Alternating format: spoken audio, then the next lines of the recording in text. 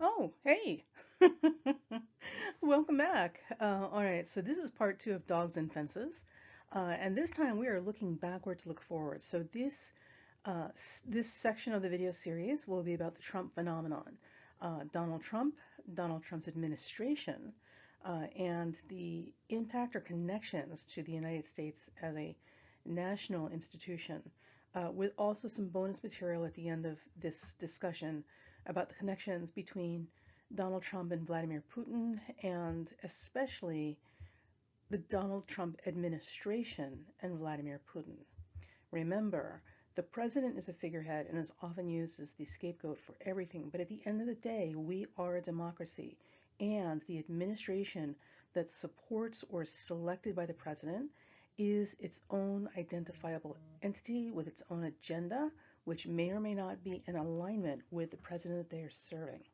So, with that said, we always have to, in a democracy, hold the administration and its members as accountable as the figurehead or the president, him or herself.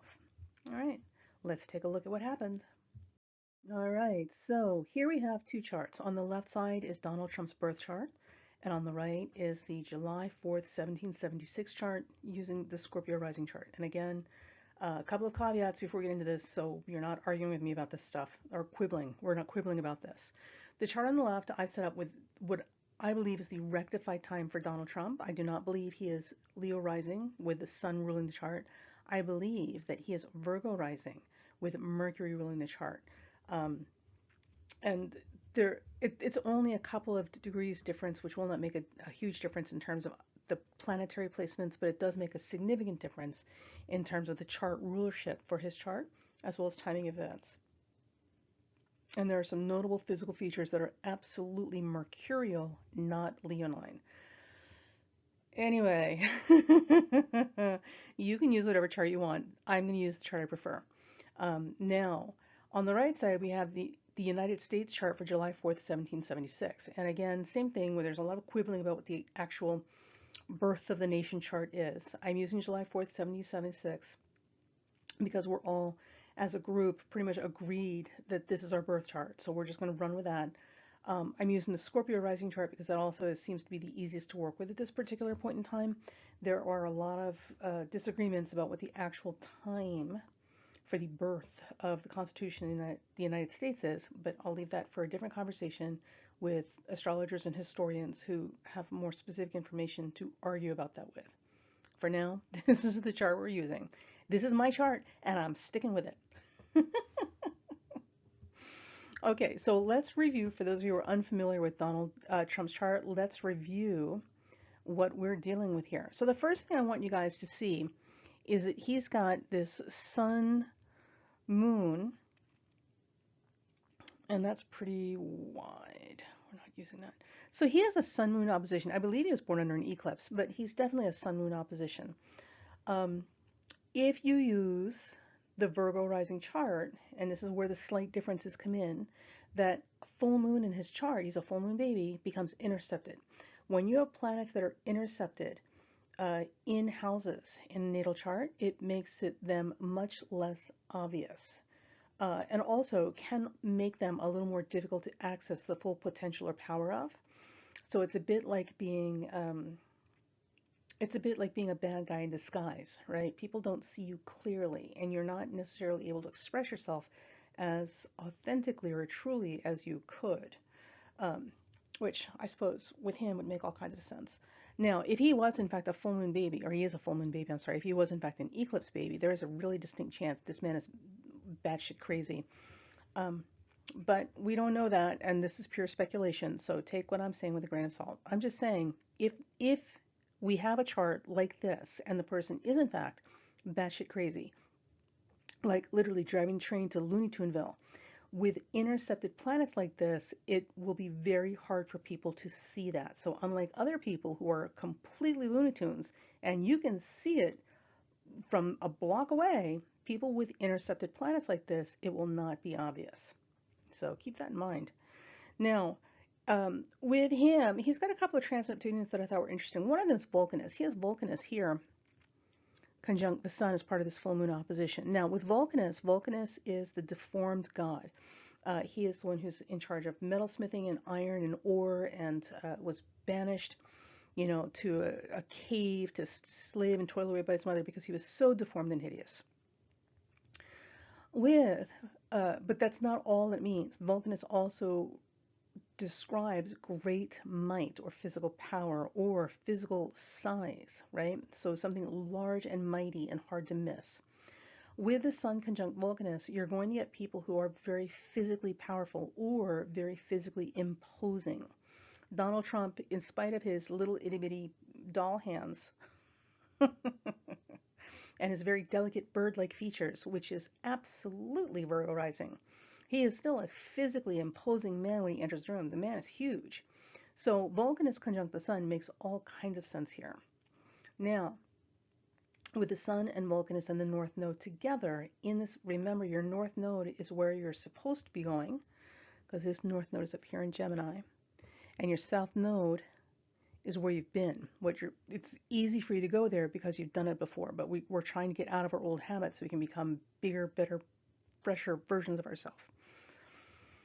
With this, we'll start with the south node. With the south node down here with this moon in Sagittarius, this means that he's come from a lifetime, if you believe in previous lifetimes, he's come from previous lifetimes where he was feral. He ran wild, did what he wanted, had no rules or bounds, and wasn't tied to social conventions. So also too with Moon in Sag, but especially Moon in Sagittarius conjunct the South Node, not only is there an exaggerated tendency towards being uncouth, but the whole foot in mouth disease, where you blurt out things you probably shouldn't have said just out of sheer civil politeness, is absent in these people.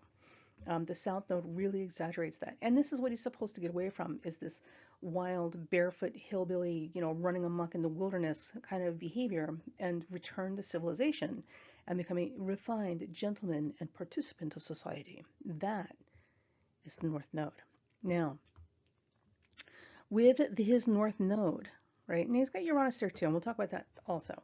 With the North Node and Vulcanus and the Sun in Gemini, one of the missions that he was on in this lifetime was to learn how to become a refined, civilized member of society. Anybody with this planetary lineup, Sun and North Node in Gemini or North Node in Gemini, there's a heavy emphasis on learning social graces and learning how to be a more functional, accepted member of polite society. So learning your manners, learning how to speak in all situations, all of the civil rules of society we're supposed to master when you've got the North Node in Gemini involved. If it's conjunct the Sun, it's imperative that you get through this to master these lessons for your identity and ego development. Now, with the Sun and North Node in Vulcanus, what this can also indicate is somebody who is mightily impressed by people who have mastery of languages or words, or who are extremely literate. I don't know how he feels about this. We know what we've seen, but that's not necessarily a reflection of the whole picture. So I'll just leave that there. Now, one of the things people often talk about with Donald Trump is about him being the great disruptor. And I'm sure somebody heard that and borrowed it from an astrologer, because Uranus is known as the great disruptor. So here we have somebody, and this applies to everybody with a Sun-Uranus conjunction or a full moon involving Uranus. In this particular situation, we have somebody who's got a Sun-Uranus conjunction, who lives to shock people. Like, they love goosing people just to get a reaction. So if they think that you take yourself too seriously, they're going to poke you, or put a whoopee cushion under your seat or something like that. They're constantly playing pranks, psychological and physical, to interrupt that stuffy, full of yourself kind of thing. The other thing is that with Sun Uranus, and especially Uranus energy, it is disruptive. It is always disruptive. The thing with Uranus is that Uranus breaks up the status quo, okay? So whenever Uranus is present, whether these people are consciously participating in this or they just happen to be a symbol of something, and their mere presence becomes the disruptive force. The Uranian energy is always going to be there to break up the status quo in some way. And some people will be mightily uncomfortable with Uranian people because they can sense that there is change and transition on the heels of this person's arrival, whether this person is actively participating in that or not. So if you, my friend, have strong Uranus in your chart, either on the angles or with personal planets, if people are uncomfortable with you and tend to have weird reactions to you, this is why. It's not necessarily that you're doing anything wrong, although I will say, with Uranus individuals, they do tend to, without thinking about it, be a little, or have a little less regard for what is it? Somebody described it once as, kissing the ring sort of behaviors to get stuff done than other people. So your forthrightness and candor is always going to make people uncomfortable. But if you're not doing anything wrong and you know you're doing all the right things and still people are being weird or trying to push you out, it's because you represent change. You are, because you're Uranian, you are the force of nature that is the great disruptor just by existing. Okay? So, in this case, it's entirely possible that Mr. Trump did not know or intend to be a great disruptor or any of those things. This may not have been as conscious an act as it would seem, given his propensity to take credit for everything. And he, in fact, did, because remember the North Node is there. It's what you're supposed to do in this lifetime, right? So we've got the North Node and the Sun and Uranus all together here. And he did exactly what those three things combined told us he should be doing. The Sun, the North Node, and the Uranus is here to break up a status quo and to disrupt the establishment, all right, or to disrupt how we perceive things and how we look at things. It's here to shock us out of our lazy, complacent thinking. And he's managed to do all of that, literally all of that, without necessarily making that his intention, or certainly not in the ways he expected. So his very presence and all that he is has brought about exactly those things. Those are the disruptions we expected from him. Now, with it involved in a full moon, this makes it even more huge, right? Much more visible, much more huge. People who were born under full moons are very, very visible. Like they can't help themselves. So they're very visible. People see them. People notice them. People hear them. Everything they say or do or see, like people see also. So with the Sun, North Node, Uranus in Gemini disrupting our perceptions, right? And our thoughts and our complacent thinking, our lazy thinking, basically. And forcing us to take a second look at what is obvious or not obvious, or should have been obvious if we were paying attention. It absolutely was his calling card in this particular instance, and that was the purpose that he served. Now, he has Mercury in Cancer. It is squaring Neptune. I still say this man is Virgo rising, which is going to make Mercury his chart ruler. It is squaring Neptune in that second house of money. Mercury's in the 11th. Now, here's where the intercepted houses become important. So the intercepted house of Gemini is ruled by Mercury, as well as that first house now, because we're saying it's Virgo rising. So with a first house ruler also ruling an intercepted 10th house, there is a lot of what you see is not what you get when it comes to his public image, which is exactly what we've discovered, like all the way down the line. So more than being hidden, it's like a kabuki mask, right? Or a theater mask. So there's the mask that we're putting on for the stage, and then there's another face hiding behind it, kind of thing. Which isn't to say that person with this particular arrangement is two-faced, but it is to say that what you see is not what you get. So that's the first thing, just looking at Mercury. Mercury squares Neptune in his second house. Well, Neptune is illusion and falsity and deception and fantasy and wishful thinking. Mercury squaring that means that he spends a lot of time living in wishful thinking land, delusions or fantasy. Very, very, and remember Neptune's sails and images, right? So he's very, very invested in the image, his image, the image, as well as creating the illusion of something, especially when it involves his image. Now, Mercury squaring Neptune like this is also indicating a possibility of deception or fraud, because Neptune can rule fraud, where finances are concerned, specifically his personal finances. Remember, Neptune, also with other people's resources. So here's what happens, right? Neptune is here in his second house. This is his personal finances. And we know with that square to Mercury, there is the possibility of some fraudulent or deceptive or illusory information where his personal assets and resources are concerned. This is going to be a lifelong issue for him. Also, with a Mercury square Neptune to that second house Neptune, he cannot hang on the money to save his life. Interestingly, Neptune also rules his 8th house if we're using the rectified time. I think it's still Neptune on the 8th if it's the 29 Leo rising, but Neptune rules the 8th house. The 8th house is the house of shared resources and support from other people. So his inability to manage his money and his fraudulent or deceptive activity involving his assets and resources would absolutely also involve loans, and because that is support from other people, right? And investors and financial partners. So if I didn't know this person from Adam and somebody were asking me if I wanted to, if they thought it was a good idea to loan him money or go into business with him, I would absolutely say no, because this right here is a big red flag that once that money goes into that black hole, you'll never see it again. Oy, okay. Just saying. All right. Now, he has Venus-Saturn conjunction in Cancer in the 11th house. Venus and Saturn. It's making a wide square to Jupiter, which is kind of a funny place for it. So we'll talk about that. So Venus and Saturn together makes for somebody who is very stingy, very stingy. But not just with money. I mean, very stingy with their emotions, very stingy with their time.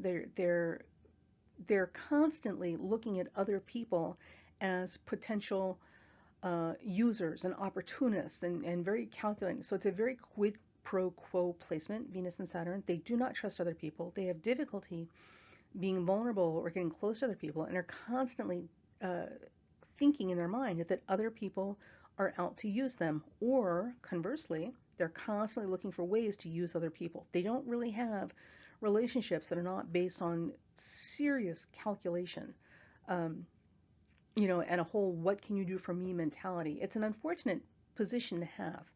Now, with Venus ruling his, here's some markings, with Venus ruling his midheaven, okay, and also ruling his 3rd house. No, that's not right. Yes, it rules his 3rd house. Communications and business are absolutely the things that make him happy, because Venus is what makes you happy, right? However, it is conjunct Saturn, and Saturn is not a happy planet. So Saturn weighs heavy with responsibility, so his pleasures always feel like burdens at the same time.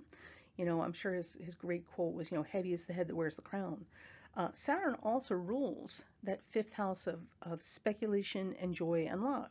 Now, again, this is not a great combination of things, because Saturn is a malefic, right? Venus and Saturn, because Venus rules your money. Venus and Saturn together makes for lean, or what they call mean finances. There's not a lot there to work with. Everything's stretched thin to the absolute nth degree.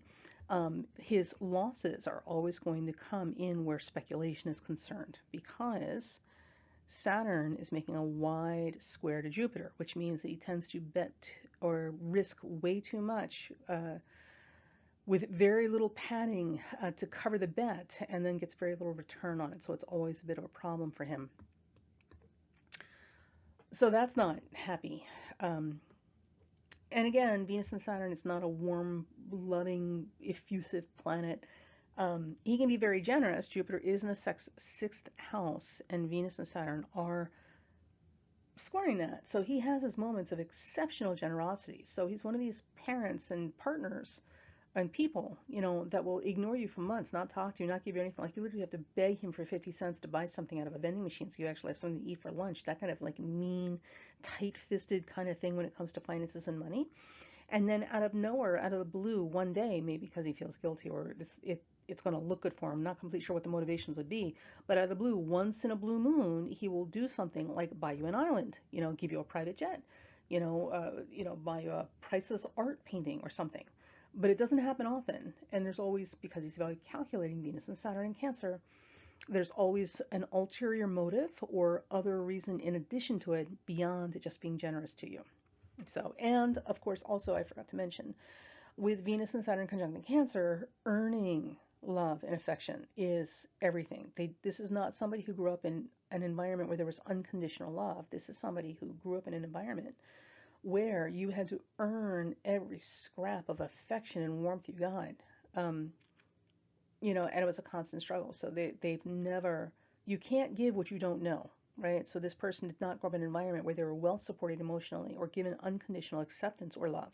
Hence, this is what they know in this lifetime.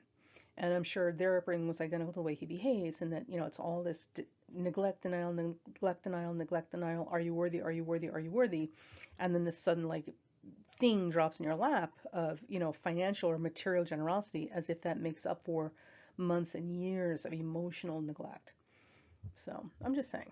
All right, now he has Mars in Leo. This is a source of contention with some astrologers. So let's kind of go over this right now. So with one Virgo rising, the Sun, or I'm sorry, the Mars is at 26 Leo. So it is technically close to the ascendant. It is not on the ascendant. Don't let anybody sell you that bag of rice. Mars is behind the ascendant, squarely in the 12th house. With Virgo rising, it absolutely dissipates any connection to the ascendant. So he is not Mars rising, okay? And to understand why this makes a difference, here's why. Mars is the warrior. Mars, angular or strong in connection to other planets, and very prominent in chart, will give you somebody who will literally, like, not back down. They will take on the bear. They will take on the bear. They will take on the Prussian army. They will take on the devil. They're not afraid of anything. And if they are afraid, they get even more in your face, belligerent, combative, because they're not going down without a fight. If you've ever known Mars people, they're not afraid of a challenge or to take people on. And because it's Mars, Mars is the foot soldier, Mars is the combatant, right? Mars is very simple. It's Aries. It's very simple. It's very direct. It's very honest. So where you find Mars strong in a chart, or even Aries on a house, you're going to find that this is the area of life where the person is the most guileless, lacking guile, and certainly the most forthright and ready for confrontation. If he had Mars on the ascendant, not only would he be a lot more in your face, direct, challenge rising. He's not. He's a lot of hot air. But the other thing is that we would look for scars, because typically with Mars on the ascendant, you either get somebody who's in very good physical shape because they need to burn off that energy somewhere, somehow, or it will make them crazy. He's hardly an athlete by any stretch of the imagination, and never has been. So the other way for that to go is with, verbal whatever, whatever, whatever. And typically with Mars strong like that, you get doctors or lawyers, right? And none of these things apply here. So his Mars is going to be in the 12th house. Now, when you have Mars in the 12th house, you got to know these people do like and listen, it's not just them. There are a lot of people on the planet that do not like confrontation. So it's not just them. The difference is with 12th house Mars people, they tend to be confrontation, or I'm sorry, conflict avoidant. They don't like conflict. They want everyone to be nice to them. They want everybody to be nice around them. They don't want to deal with it. And when they do get angry, they're afraid to express their anger. So it comes through as very passive, aggressive, spiteful acts. Okay? So where a Mars on the first, or angular in the first, or close to the ascendant, is most likely to be like a New Yorker, jump in your face and, yo, buddy, I don't think so, and then like punch you in the nose, right? Because they're not afraid. They'll take their whooping, but you'll know they were there. Mars in the 12th house will not do that. Mars in the 12th house is much more secretive about it and much more passive aggressive. So they like to take their passive aggressive digs at you, and that's how they express their temper. And he is the king of passive aggressive. And we know that just from what the reports in the history that we've had. So, so we're looking at, like, well, is there anything good? Well, yeah, there is. And in all charts, it represents possibilities, and we can decide which direction we're going at any given time, right? So the thing about it is, with this Vulcanus and North Node and Uranus, right, and that moon and the full moon configuration, and trining that Mars in Leo, he's a phenomenal salesperson. This is somebody who can absolutely sway and persuade a person or a crowd. This is an entertainer by heart and nature. This is what they're good at, is being a performer. So the ability to sway and move people through performance or performative functions is absolutely something they're brilliant at. And that's the kind of thing you like to see in teachers and salespeople.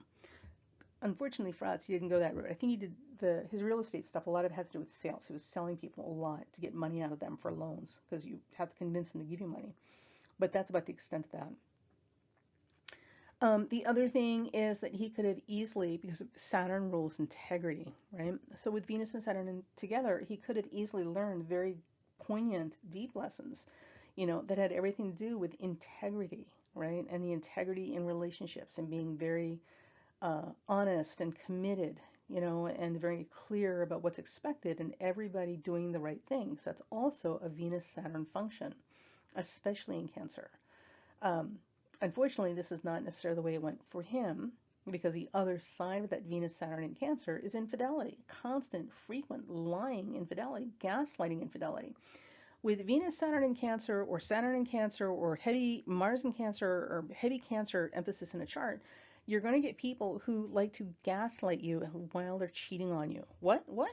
Me cheating? What? No, it's you. It's clearly you thinking about it. Like, they're just not healthy. Cancer energy is extremely damaging to the mental health of the people around them because they're very, very good at gaslighting everybody while they're doing their nonsense. So hopefully if you've got somebody with strong Cancer in their chart, they are healthy Cancer energy, not unhealthy Cancer energy. All right. So the next thing that we have is the United States chart. Okay, and we're not going to get too much into that because we'll be here literally all day going over charts. And also, too, it's the chart of a nation, so it's not quite the same thing. What we really want to do with these two charts is we want to look at the connections between Donald Trump and the USA chart, right? And we're going to do that right now. So the inside wheel right here, this is the United States. Planets on the outside is Donald Trump. So first things first, and I thought this was interesting. Remember this stellium we talked about, the Sun, Uranus, North Node? Well, it is conjunct. Use this one. The United States Mars. All right, and there's that full moon configuration. So Donald Trump has his Sun, Uranus, and North Node, right, opposing his moon,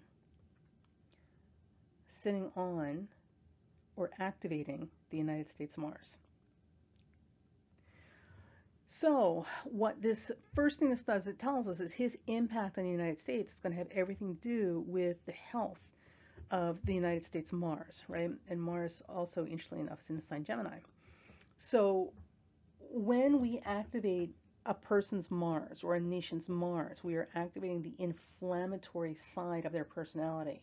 So anything that is ruled by Mars, which in this case would be inflammatory, angry or anger, passion, physical activity, all of these things are going to be activated with heavy, heavy emphasis on that Mars. So what this means is that he could, in theory, have just as easily with this combination, right? He could have just as easily inspired and activated a desire for the United States as a nation to get in touch with their passions for health and fitness and physical activity and sports. He could have, because Gemini's involved, could have easily inspired a renewed interest and passion in literature and education, right? There are a number of things that are covered by Mars that he could have inspired, or activated with his presence, in the country as our leadership. But instead, what we got was someone who absolutely activated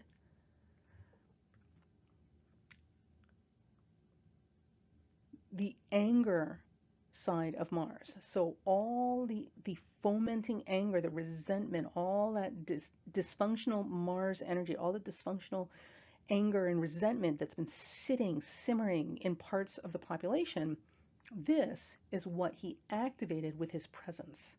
This is what he symbolized for them.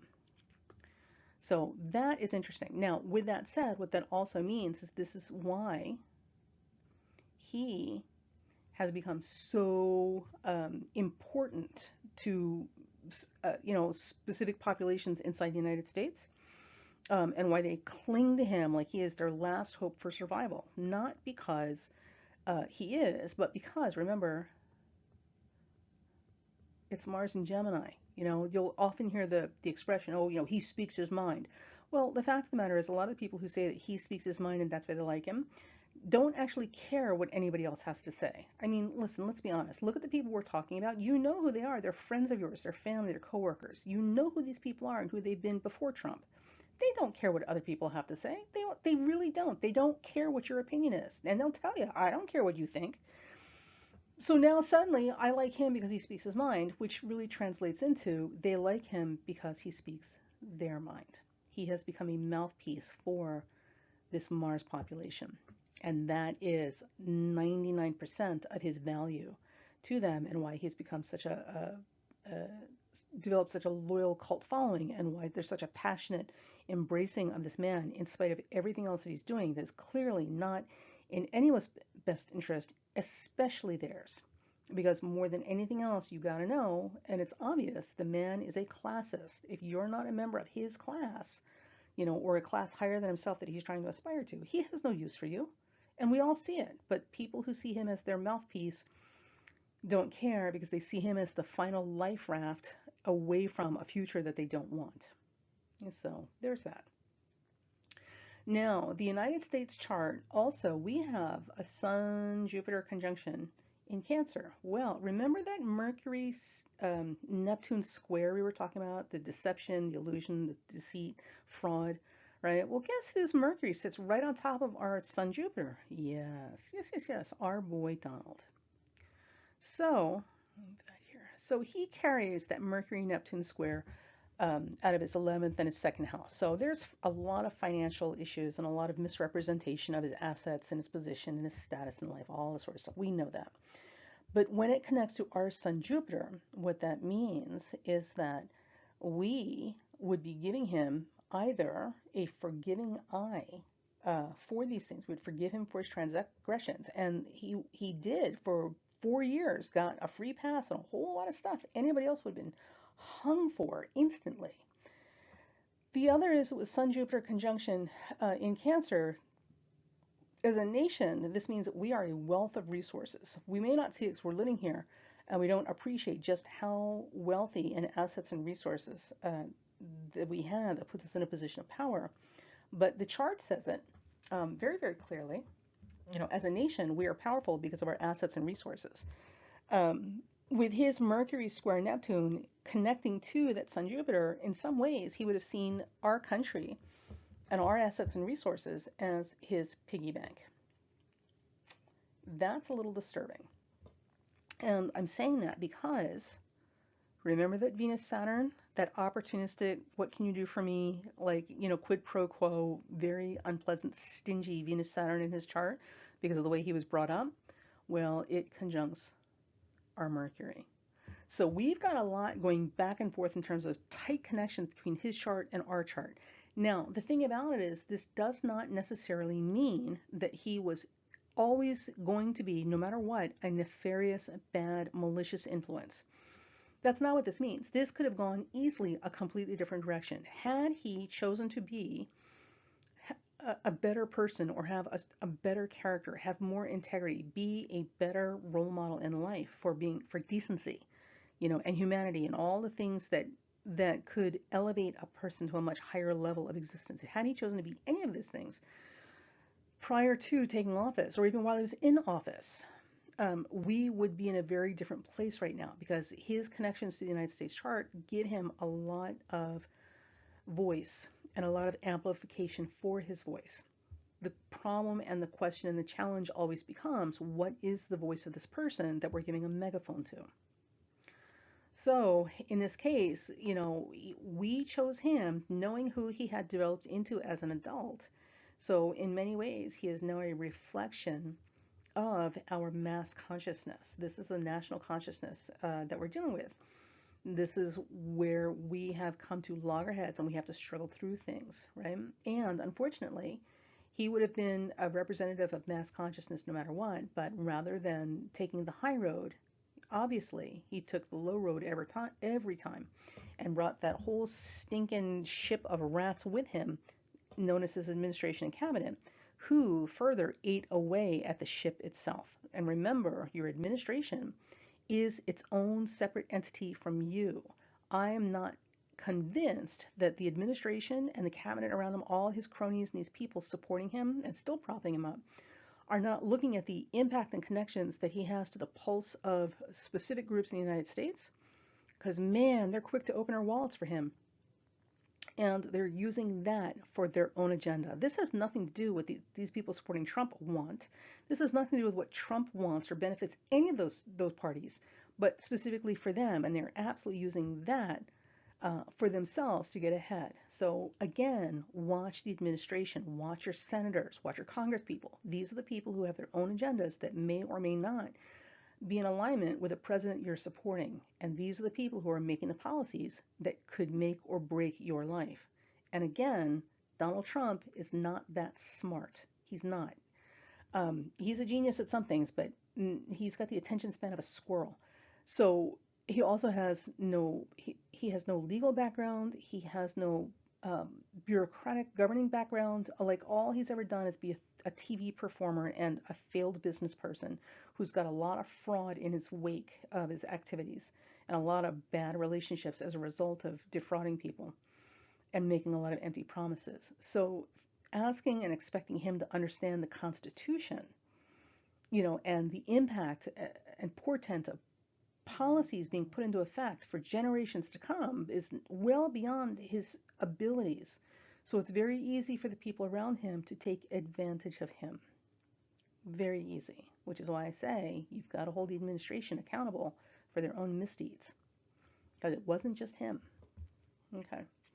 Now, the other thing that's very interesting with all the stuff that we just showed you in the chart, look at this. He's got his Pluto sits right there on the North Node and the midhaven of the country.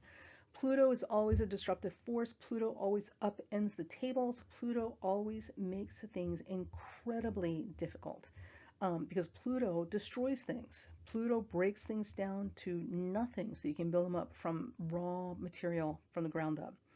His Pluto combined with this full moon involving Uranus, this man absolutely was a presence that needed to be there to break up our complacent thinking and the status quo. There was a lot of things that had been set into motion. The machine had been running for a long time without any challenges and has led us to this point. So he is literally the symbol of the breaking point that we needed to come to so we can fix this. So even for all his bad stuff, in many ways, his presence actually provided a good service. We just got to get through it. We just got to get through it to actually see the better parts of this. All right, now, one last thing between his chart and the United States chart. There's a lot of connections in the chart that are extremely strong and powerful, and this is why his presence was such a profoundly impactful, powerful thing. It's not because he himself was profoundly impactful or powerful. It is because for the time he served as president, his presence there in that office served a much greater purpose that had to do with our evolution as a nation. We needed to reach this breaking point. We needed to break up impasses. We needed to break up the status quo. And we needed everything laid bare, broken open and laid bare, honestly, so we could see exactly what we're dealing with that has been forming and in motion for so many decades. So in many ways, he was the gremlin in the machine. He is the entity that broke the machine. Which is corruption in government, among other things, and exposed all the moving parts, or is in the process of exposing all the moving parts. So understand that he played a role. He's just a man, and he's not obviously a great one, because he's fomenting anger and hatred for personal gain. That's not a good person. But at the end of the day, he served a purpose, and that's why he is so notable in his influence as well as his position in history. Okay, so the last thing I want you guys to see. Remember this full moon in the chart I was showing you, right? And it involves the Mars in the United States chart. Well, it sets up a T-square to our Neptune. So we, as a nation, carry Mars square Neptune by itself. We are prone to propaganda. We talked about this in the other video. We are prone to propaganda. And, spin and all that fun stuff. It can be a very good thing. We are also given to excesses in charity as well. But you know, there's some shady, hinky stuff that we do that needs to be worked through. Also, with Mars squaring Neptune, it emphasizes medicine. We are absolutely, in many ways, the leaders in terms of medicine and pharmaceuticals, which comes under Neptune. Um, but you know, it's not without its problems. Hence, you know, the pharmaceutical industry is so poorly regulated. They're literally gouging people for insulin and EpiPens of all things, among other issues. Anyway, so his full moon setting up T-square to Neptune absolutely further emphasizes Neptune activities, which again, propagandas, deceit, lies, fraud, ooh, you name it, all that stuff we've been watching in his presidency with him and his administration. Remember those words, his administration. These are the things that would have become absolutely a focal point during his time there and as a result of his presence there. And that's exactly what we did, or what we were dealing with. And remember, because it involves an already existing square in our own chart with Mars Neptune, he literally creates the stress test, okay, and forces open anything involving our Mars and Neptune that we've been ignoring for far too long. So that's that. That's pretty impressive stuff. Um, so if you were wondering, yeah, he absolutely was meant to be in office so that we could wake up, as it were, to the machine and how it's operating and how it's been growing and taking on a life of its own without us. The last thing I want to put in here, and you don't see it in this chart, it's a hidden aspect, it's a mathematical calculation, get rid of this, is the United States, Venus, Mars, Jupiter, and Pluto, that's quite the lineup there, all these planets parallel Trump's sun moon. So what that means is, because this is the whole and totality of his identity, everything that Trump is, the whole of who he is, his essence and being, oh, is heavily involved and aligned with a lot of the personal values and issues in this country. He was such a deep, deep representative for this country and where we are in our evolution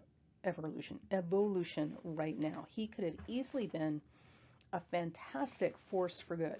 We could have had such significant positive change and growth and progress from his time in office had he been a better version of himself rather than a small, petty, hate-mongering, race-baiting, angry man who insists on playing the victim to gain sympathy from people who actually are victims of the very system he is a part of and is supporting. So I don't know, I don't understand. I don't understand how people think that this is okay, but I suppose when people whip you up and make you angry and really um, validate your resentments, it's very hard to see clearly anything at all. So there's that. But he is gone now. He will not be back in 2024 whenever he's talking about running again. His time is come and gone. It has passed. He has peaked, and now it's on all downhill from here. He has served his purpose in terms of our national identity and our national identity crisis. So, with that said, for many of us, we're going to have to accept the fact that change is inevitable. The future is moving forward with or without us, and there's no going back to a world that doesn't exist anymore. So, there you go. All right, let's go on to the next slide. Okay, now this I really want to get into. So now we're going to start talking about the inauguration of Donald Trump in 2017, and this should, in theory, symbolize and represent or reflect the administration around him. We're going to talk about this more in the next video because we're getting kind of long here. So I will see you guys in the next video for part 3 when we talk about the Donald Trump administration and their impact on the United States. And also we're going to get into Vladimir Putin, Trump, and his administration. Okay, so if you enjoyed that, make sure you give me some feedback, or if you didn't like it, give me some feedback. Remember to subscribe so you get notification of the next video as it comes up. And if you think somebody would enjoy hearing this, absolutely, by all means, share it, especially people who are learning astrology. This is a good study material. And I will talk to you guys later. This has been Miss Jenny with Primal Girl Wellness and Down to Earth Astrology. And we will see you in the next video for part 3.